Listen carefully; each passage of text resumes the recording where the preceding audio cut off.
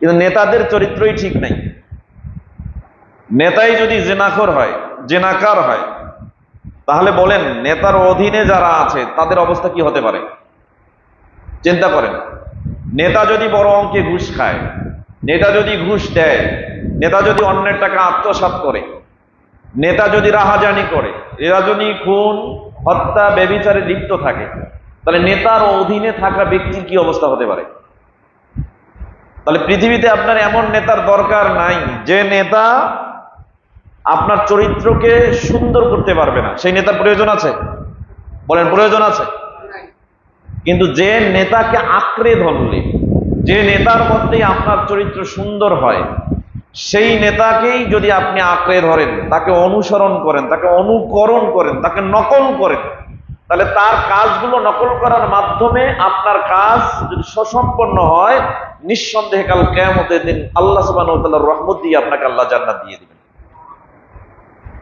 এই জন্য আল্লাহ সুবহানাহু ওয়া তাআলা বলছেন সূরা আহজাব অধ্যায় 33 আয়াত 21, লাকাদ কানা লাকুম ফি রাসূলিল্লাহি উসওয়াতুন হাসানাহ, তোমাদের জন্য উত্তম আদর্শ আছে রাসূল সাল্লাল্লাহু আলাইহি ওয়াসাল্লামের মধ্যে।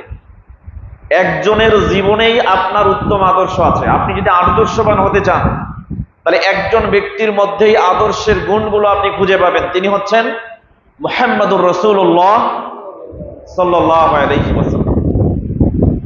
পৃথিবীতে আপনি কোন সংবিধান নিয়ে বাঁচতে পারবেন না, কোন ব্যক্তিকে অনুসরণ করে বাঁচতে পারবেন না, কোন ব্যক্তির দলে থেকে বাঁচতে পারবেন না, আপনার সংখ্যা যতই ভারী হোক না কেন বাঁচতে পারবেন না।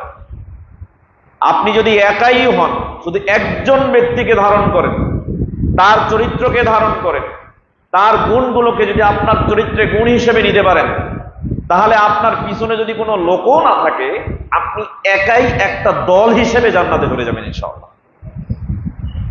তিনি হচ্ছেন মুহাম্মদুর রাসূলুল্লাহ সাল্লাল্লাহু আলাইহি ওয়াসাল্লাম। এই মুহূর্তে একজন হিন্দু তার সব কিছু ছেড়ে দিবে, হিন্দু সব কিছু ছেড়ে দিবে, আল্লাহর প্রতি ঈমান এনে রাসূল সাল্লাল্লাহু আলাইহি ওয়াসাল্লামের অনুসরণ করবে, বাস জান্নাত।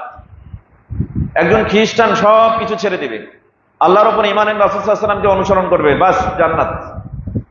একজন ইহুদি সব কিছু ছেড়ে দিবে, আল্লাহর উপর ঈমান এনে রাসূল সাল্লাল্লাহু আলাইহি ওয়াসাল্লামের অনুকরণ করবে, অনুসরণ করবে, বাস তার জন্য জান্নাত ওয়াজিব হয়ে যাবে। এই জন্য পৃথিবীতে প্রত্যেকটা মানুষের জন্য রাসূল সাল্লাল্লাহু আলাইহি ওয়াসাল্লামের উপর ঈমান আনাটা ওয়াজিব। সে হোক ইহুদি, খ্রিস্টান, হোক ৩৫০০ ধর্মের যে কোনো একজন ব্যক্তি, রাসূল সাল্লাল্লাহু আলাইহি ওয়াসাল্লামের উপর ঈমান আনতেই হবে।